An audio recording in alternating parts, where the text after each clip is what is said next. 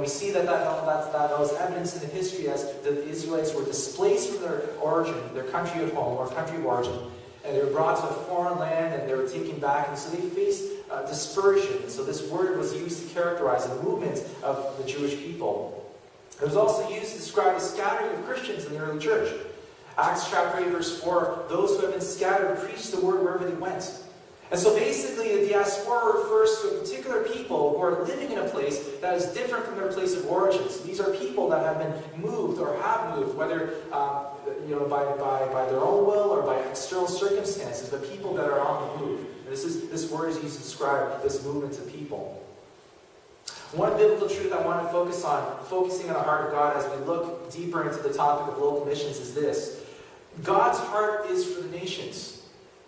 God's heart is for the nations. He has a heart for the nations. And we see this evidence in the Great Commission, of course. Jesus Christ's famous words, all authority in heaven and on earth has been given to me. Therefore, go make disciples of all nations, all ethne, baptizing in the name of the Father, Son, and the Holy Spirit, and on and on and on. We see this again being very prevalently, clearly being described here in Acts chapter 1, verse 8. But you will receive power when the Holy Spirit comes on you, and you will be my witnesses in Jerusalem and in all Judea and Samaria and to the ends of the earth. And so we see that God has a heart for the nations. He truly wants to see the nations, all people groups, come to know Him, to be in a relationship with Him through Jesus. And so this is the heart of God, and this is actually reflected also in local missions. We need to understand that. This dispersion of people groups, as I mentioned earlier on, is also intentional. According to our passage of this is a revelation, I believe, of God's sovereignty.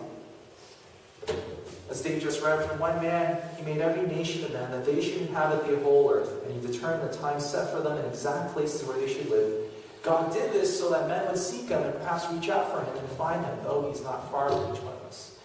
And so we see that God had His plan for dispersion of people. We know that God is sovereign in all this, and even in our own lives, as we find ourselves being dispersed, God is sovereign.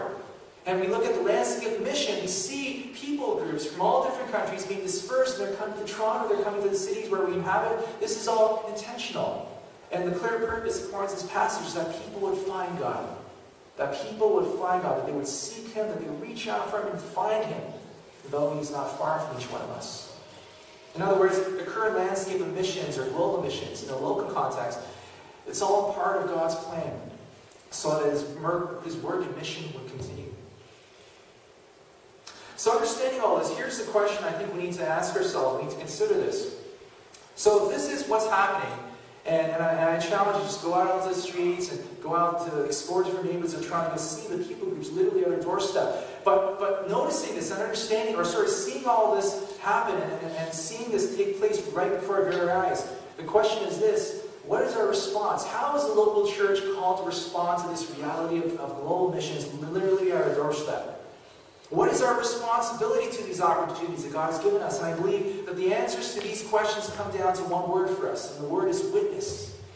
If we notice that, yes, okay, God is opening doors for global missions in a local context through reaching out, through bringing diasporas here. What is our response? Our response is witness.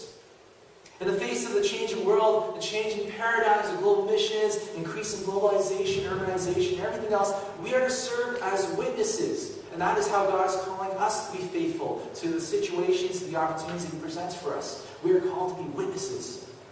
The Apostle Peter wrote this in 1 Peter chapter 2, verse 9. And this is one of my favorite verses. It talks about our identity, but also our role as witnesses. But you are a chosen people, a royal priesthood, a holy nation, a people belonging to God. And this is how we live out who we are, our identity in Christ. That you may declare the praises of Him who called you out of darkness and into this wonderful light. We are called to be witnesses. This is our responsibility. It's our biblical mandate. And so if we recognize that the world is changing before us, how are we to respond? We respond in this way. Live out our identity. That not only are we created to be created in the image of God, but that also comes with a sense of responsibility. It's our responsibility in serving as witnesses in this landscape of missions that we find ourselves in. And this is highly strategic. I want to start focusing on the Japanese diaspora. This is highly strategic when we consider the Japanese diaspora in our city as well. I'm sure you've heard statistics, you've heard stories. Generally, the Christian church in Japan has seen somewhat of a limited growth over a number of years. And I won't get into the details here, but of course there are factors that contribute to this. One of my friends from JCFN, Japanese Christian Fellowship Network, Setsukuroda, said to me, and she presented this in one of her presentations, that in their experience ministering to the Japanese diaspora in a North American context, a person from Japan who is living abroad in North America is roughly almost 3 times more likely to be responsive to the gospel. That they are 3 times more likely to be open to the gospel than a typical person in Japan. And I'm not sure the details of how they were able to quantify that, but based on their experience, they sense that there's something that God is doing when God displaces someone from Japan, brings them to a new country, a new culture, potentially a new language, that somehow that changing or that different landscape lends to a greater success of the gospel penetrating into their lives. That we see more success of people ministering to the Japanese diaspora in a foreign or a different context outside of Japan. And this all points back to our scripture passage, because we understand that God does indeed use the intentional scattering of His people for His purposes. And so question once again, how do we respond to that? We're called to be witnesses. And I believe this is important as we consider the Japanese diaspora here in Toronto. There's an article written by a missiologist that I usually read his blog, and I've heard some of his talks on YouTube. His name is Saduri Joy-Tira. You might be familiar with his name. He's one of the prominent names when it comes to diaspora missions. He's, I think he's actually associated, or might be a director of diaspora missions with the Lausanne. But anyways, he outlines in one of his articles a very simple way to respond to the changing landscape of diaspora missions. So in a local context, so think about our response as witnesses. How do we actually do that? And so he outlines a couple of steps here that I find very clear and very practical for us. So he says this: the first thing that we are to do, in light of the changing paradigm of missions and seeing that we have local opportunities to reach the world, first thing is we need to ask God for open eyes, an open heart, and open arms. So it actually doesn't start with our immediate response. It doesn't start with us. Remember, I think I spoke of missions a while back, but it does start with God. It's not about what we do. Missions is not an activity of the church, but it's actually characterized by God and who He is. That He is a sending God, therefore we are sent. So it starts with God. And so our first response in seeing that the landscape of missions is changing, that we see the opportunities before us, that we see the global neighborhood, right, before us. Our response is this: ask God for open eyes, an open heart, and open arms. In order to be an effective witness amongst the nations and people groups in our neighborhoods, we need to ask God, first of all, what is it that He wants to show us? What is it that He wants to reveal to us? And what is the heart that He wants? What heart does He want us to have? What kind of heart does He want us to have? And how are we to respond? Right?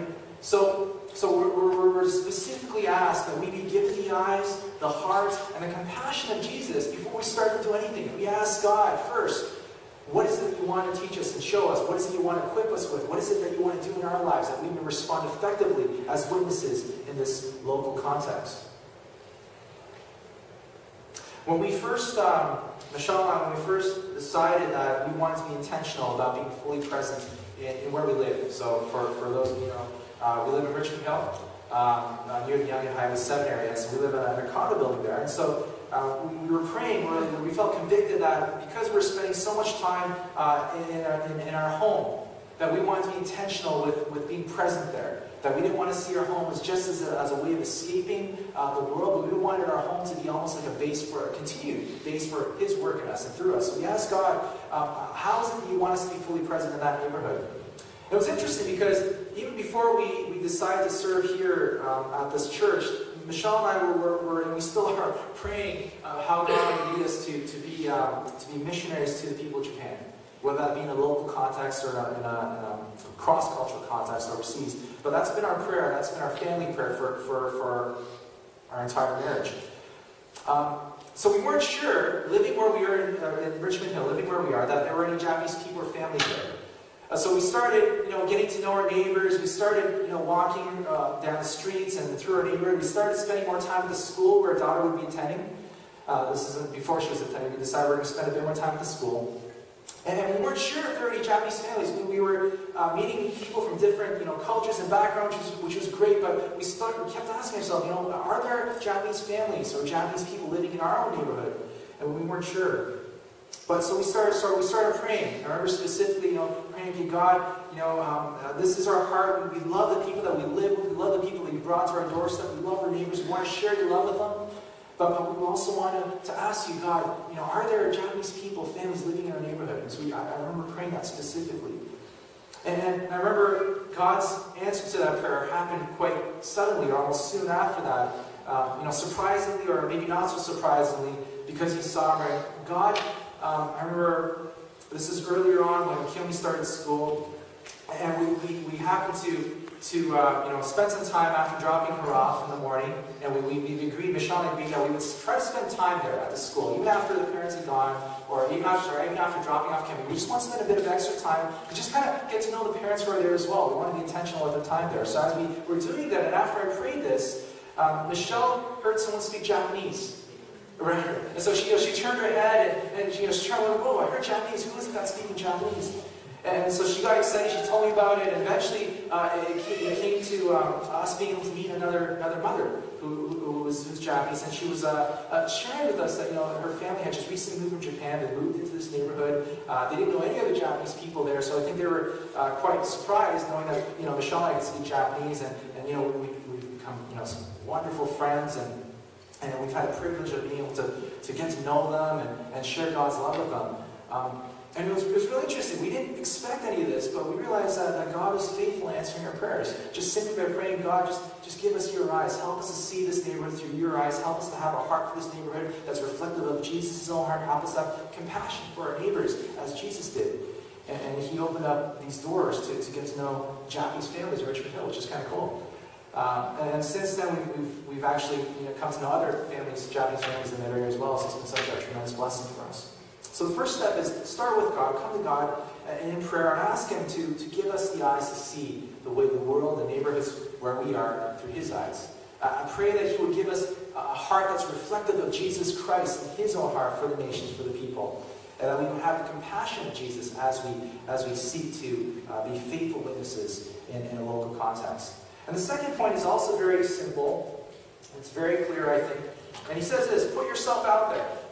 So, we can recognize that the world is around us, that we have so many different opportunities to reach out to different people groups, but we need to be intentional in being fully present where we are, where we live. When Sidiri wrote this, he didn't mean that we should stay in our homes and be present in our homes and watch the world outside the windows. What he was referring to is we need to be present in the places around the neighborhoods, or in the neighborhood where we live, where the diaspora communities are already gathering. So he's saying, put yourself out there. Take a walk to the local park, take a walk to the local community center, to the mall, to the local cafe, to the restaurant. Just go as observers and see what the world is like in your own neighborhoods. Sometime last year, Michelle and I had an opportunity to meet with some Filipino church leaders. And the topic of discussion was disciple-making in an ethnic church context. How does disciple-making happen in an ethnic church? How does church planting happen as well? We talked about that. And so we had our meeting, I know this is in downtown, I'll share a story on this later, but we were meeting in downtown Toronto, and it was near a subway station. I can't remember which one. I think it was might have been Christie, or anyway, somewhere on the Bloor line. And we decided that we were going to have our meeting in an all-you-can-eat Japanese restaurant. And so as we were having our meeting, we were enjoying this food, we noticed that the server herself was Japanese. And so of course Michelle and I, we got excited, and we had the opportunity of introducing ourselves, and we connected with her during our time there. I remember afterwards, we were walking down the streets, and this is downtown once again, and I remember as we're walking down, I shared this story, I'm sure, it was really interesting that as we're walking, and there were people walking on either side of us, and it was kind of busy, around rush hour time, I guess. And we started hearing Japanese. We started hearing people speak Japanese around us. People just kind of passing by and they're speaking Japanese, and we turn a corner and there's another, young person speaking Japanese. And when we heard the language, and we got so excited, and we're like, this is amazing that in here, even in our neighborhood, as we're praying that God will use us to reach the people of Japan, He's bringing these people here right before us, and we get to experience that. Michelle and I reflected on this, and we realized how incredible these kinds of opportunities are. And we got really excited. Over the past few years, I've been spending a lot of my time in the Midtown area. So if I'm not here, if I'm not meeting with people, I'm usually Midtown. You might actually find me in some of the cafes in the area. And I'm trying to be intentional with that. And the reason being, I really felt that God had given me a burden for that particular neighborhood. And so I started spending time there. I started spending time in the cafes. So sometimes I would do some of the administrative work, just sitting in a cafe in the Midtown area. If I have friends that I'm meeting with or people I'm meeting with might go to restaurants in that area. And I came to realize that in that particular neighborhood, there's a growing number of Japanese students. And it's been really cool. The past, let's say I think it's about 2 years since I started this, the number of Japanese students I happen to meet in these cafes and restaurants and on the streets has been growing. It's been kind of weird. Young adults who are gathered there as well. And through my time, I've gotten to know some of these students, and I've been able to connect with them. And I got really excited knowing that God seemed to be presenting these windows of opportunity amongst the Japanese diaspora in Toronto. All the while we've been talking and praying about God sending us to Japan, and He's opening doors here. That's been really cool and exciting. And here's what's really neat. So I learned that in that area, there's about 7 or 9 major language schools. And I've recently been starting to contact these schools just to see different ways that I can be more involved there. We're a large number of Japanese students. These are students who have come from Japan to learn English, and they're attending these schools. There's major schools right in the neighborhood.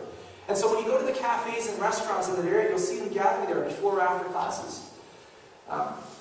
It's been exciting to see that. So I encourage you, in response to this, and if you get excited about the idea of local missions, pray to be given open eyes. Pray that God would open your eyes, that He would give you His heart, that He would give you Christ's compassion. Take some opportunities to explore, if you have a heart for the people of Japan, where the Japanese diaspora are already gathering. If you're interested in the Midtown area, I'd love to have you, come with me and I can show you around different places I hang out in the Midtown area. There are places like J-Town, of course, up here at Steeles. There's a cultural center, of course. Yonge and Finch area is a population of Japanese students. We've got the Midtown area, all around the downtown core, particularly near subway stations. And these are areas where are places where the Japanese diaspora is already gathering. So I encourage you, just take some time. If you have an opportunity to go out for a meal, for example, and you're thinking, I could go to my favorite restaurant, and there's that's always good too. But maybe explore some of these other neighborhoods and just kind of see and observe, what God is doing in these different neighborhoods. Spend time in your local park. The park in our neighborhood it's been great to meet other kids, families, and it's just I can tell you all sorts of stories of cool things that happen there as well. Community centers I mentioned, your local library. Ask God to open these doors of opportunity. If He has given you a burden, whether it be for the people of Japan or maybe a different people group, if He's giving you a burden to share God's love with particular people group, with anyone, I encourage you to spend time in these places where the people are already gathering. So I believe looking at this and understanding this and seeing this, we're really living in an exciting time. I see what's happening before us, and I get really excited because as a Japanese Canadian church here in Toronto, I believe that God has given us a great opportunity to continue to minister to the people of Japan here, right in our own city. And along with that comes responsibility. So I think part of this message is that we need to be challenged by this. We need to understand that yes, it's an opportunity, but it's also a responsibility. As the Japanese church here in Toronto, how are we going to be faithful to these opportunities to be witnesses for the gospel? So next steps. Once you've committed yourself to praying, once you've actually put yourself out there, started exploring these different neighborhoods, what's the next step? Another person I follow, I read a number of his articles, Enoch Wan, another well-known name in the diaspora missions, once wrote this regarding a need to integrate a relational paradigm for missions. So he's saying that particularly in diaspora missions, we need to consider a different framework for missions than what was previously used or adhered to in the past when it came to missions and evangelization. So he's saying this, that to consider a relational paradigm is in contrast to our normal, or maybe former, programmatic ways of doing missions. In other words, through programs, in the church building, through events, right? Typically we think about evangelistic events, right? So he's saying that, especially when it comes to diaspora missions, that we need to really consider integrating a relational paradigm. And this is what he means by relational paradigm. This is Enoch Wan. Relational approach in ministry, diaspora missions include, this is saying generally, but with the focus on diaspora missions, differs from that of programmatic approach, for it is costly, it is time-consuming, it is effort-draining, messy, and risky. If I were to cut it there. And that was what he said. He said, okay, relational approach of ministry is going to be costly, it's going to be time-consuming, it's going to be effort-draining, messy, and risky. You think, why would I ever want to commit to that? That sounds like it's going to be hard, it's going to be draining, it's going to be tiring. Why would I want to commit to that? But he says this, and this is where he kind of brings it home. This is what makes it relevant for us. It is close to the heart of God. The reason why this is important, the reason why this is something that we should actually be taking seriously is because it is close to the heart of God. And I think about this in this way. I think about my own life. I think about my own relationship with God. I remember I was thinking about how God has been working in my life. And I imagine, I tend to be a visual person, so I imagine, God, Father, sitting before me, and He's like, talking to me as if like, my earthly Father would. I imagine the kind of things He would say as a way of talking about my relationship with Him. He'd probably use these words. For Him, it was costly. For Him, it was time-consuming. Because, I've been through seasons where I really did ignore and actually turn away from God. It was effort-draining. It was messy, right? But God knew that it was worth it to send His Son, Jesus Christ, exactly for that purpose and for people like me. That even though in my rebellion, in my ignorance, in my sin, that I would time and time again turn away from God. And I imagine that relationship, it's a messy relationship. Not because of God, but because of my response or lack of response to His love and His reaching out to me. But that is God's heart, that He pursues me to no end. That He continues to pursue me. Even today He's pursuing me, and I know that. This is what the gospel teaches me every single day, is God is still pursuing me. That even in my struggles, even as I still deal with certain temptations, and sometimes deal with certain struggles and sin, that God still is pursuing me. That it's a messy relationship, but I know that for God it was worth it, that He would send His Son Jesus Christ exactly for that reason, for me. And so this is important for us when we consider diaspora missions, to not only think about programs, because it's easy to think about programs. It's easy to think, well, let's set up an evangelistic event, try to invite as many people here that can hear the gospel message and send them out and hope that God will continue His work. But we need to consider integrating a more relational approach in ministry. We need to be the hands and feet of Jesus. We need to be the ones to take the first step, establishing relationships with the people that we meet. When we look throughout the Synoptic Gospels, this is exactly what Jesus Himself did. Right? Jesus could have spent all His time on earth setting up the greatest programs, the greatest, events. And in one go, being fully Son, fully God, and fully human in one go, have this incredibly powerful, dynamic message. He could have had tens of thousands of people gathered before Him. And He could have put on these crazy events and said, this is what I'm going to do. This is the gospel. This is what you must do in order to be saved. But you see, where Jesus spent His time, and actually a disproportionate amount of time, is in these intimate relational moments. He spent a disproportionate amount of time with His disciples who were close to Him, His apostles that are with Him. He spent a disproportionate amount of time with the few that were closer to Him. The 12, the 3, right? And it was in these relationships that He carried on His ministry. And so when I think about what Jesus did and the model of evangelism, the model of ministry that He employed, who are we to think that we could do it better?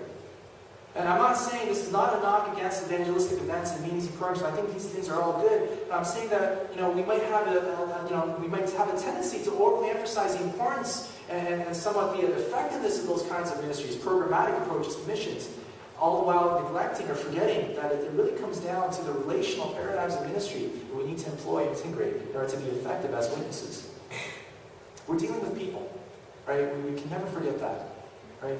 When you think about missions, you might think, well, okay, I'm going to be ministering to the people of Japan, and I remember sharing this in a previous message. It could be easy for us to think that we're ministering to the faceless many, right? A group of people, the people of Japan. That's my heart.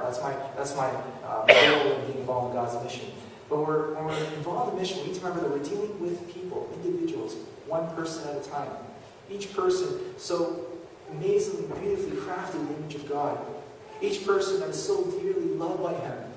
And they might not know His love through Jesus. And so we're called to be witnesses to the individuals that might make up a group. But nonetheless, we're dealing with people. So therefore, it necessitates us also having to employ and integrate a relational paradigm of ministry. He continues to write this. The heart of ministry, or the heart of the matter in the ministry is the matter of the heart, Relational ministry must come from the heart, leading to the transformation in the mind, then translated to what we do with our hand in service. So he's saying this comes from the heart first. Right? That's why it goes back to our first point, where we have to start with God. Ask God to give us a heart for the mission field. Ask God to continue to give his heart for the people that he's placed upon our hearts, whether it be the people of Japan or another people here. And as we find our heart being transformed, that should be the motivation, that should be the drive to help us, to move us into engaging with people in a relational paradigm in ministry. So with this in mind, what do we do? And the first step is a hard step, but it's actually a pretty clear one, and it's an easy one. I'm going to leave you with this, and we're actually going to continue with this topic next Sunday. Let's start the conversations, right? You've prayed, you found that God's giving you passion, God is giving you love for his people, God's giving you the drive, the need, the desire for relationships, and then sharing his love through in a relational context. Begin the conversation. We intentionally invite people we meet into our world, and so there's simple conversations that we can start with them. There's no complex evangelism training that's required. There's no deep missiological knowledge that we need to know and understand before we do this. It's a simple matter of just starting a conversation. And you'd be surprised at some of the responses. I know for some of you, I can relate. I'm an introvert. It really is very stretching for me to speak to, in this context, large numbers of people. It's hard for me to take that first step in approaching people in conversations. So I really need to rely on God. But when I take that first step, as scary as it may seem, the responses have been kind of remarkable. And of course, yes, I've had responses where people just kind of ignored me and kind of walked away, which is okay. But there are others where, through that initial conversation, we've been able to start significant, meaningful relationships with Japanese people. It can start with a simple question, or maybe a remark, to start the conversation as you allow Christ's love for the people to move you. We're going to continue on this topic, as I mentioned, next week. We're going to look into further the how of diaspora missions. We're going to look at specifically another way that diaspora missionaries have found success in the field, and it's through the practice of hospitality, which I think is just a phenomenal way of being intentional with the talents, with the spaces, with the resources God has given us, simply by opening up our homes to these people who we meet. But we're going to talk about it next Sunday. So I encourage you, I'm going to show this slide again. So I really think that this conference is going to be one that you don't want to miss. The theme of the conference is going to be I feel to be very relevant for us as a church. And this question, of course, I'm trying to answer this question: how do we respond to the opportunities God has given us in a global context, but also looking at a local context, that we, being a Japanese Canadian church, have an opportunity to reach out to the Japanese diaspora here in Toronto. So I think it's going to be a great conference. I'm expecting great things. So I want to encourage you, please do prayerfully consider joining, whether it be for one of the sessions or all the sessions or whatever you can, whatever your schedule allows. If you can be part of this, we'd love to have you come and join us for this conference. So once again, it's the CGM conference, which is going to be May 25th and 26th, the evening of the 25th, and all day 26th. For a detailed schedule, please go online to cgmin.com, and if you click on the link for the conference, you'll see a detailed schedule, so you can see which sessions might fit into your schedule that you might be able to attend. There are some portions that require registration, so I do encourage you, if you are planning to attend, please do register. It helps us with some of the organization and administrative details regarding the conference. But I think it'll be a great time for us to, as a church, as a large body of Christ, I'm hoping for other people in the GT who are also interested in ministering to the Japanese diaspora, as we explore this topic of ministering to the Japanese in a local context. So let's pray.